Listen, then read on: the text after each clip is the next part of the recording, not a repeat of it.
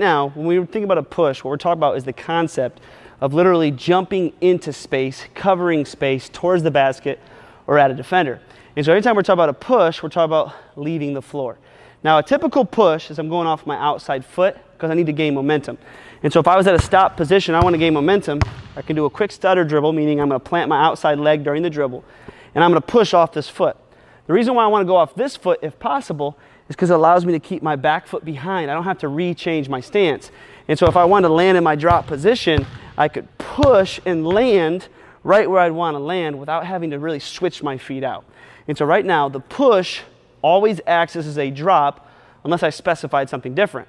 And since I haven't, it's just a push into a shot, I should land in my drop where I know I could have drove, but we're into our shot. So what I want you to be able to do is drop as if you're going to drive, but then react into your shot. Now, if I'm using this dot set up right now in the mats, I want to be able to really see where I'm going. I don't want to necessarily step wide into the shot, even though that's not necessarily bad. You don't have to feel like you need to do that, because if I was to shoot, you typically come a little bit more underneath your hips.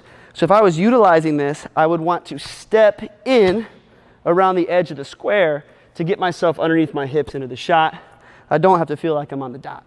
And so right now, we're going to push into our drop, feel like we could drive, and then access the shot. Now, from a timing standpoint, I want to be able to land in my drop and then finally pick up the ball as I'm stepping in, and then I can flow into the shot all in one motion.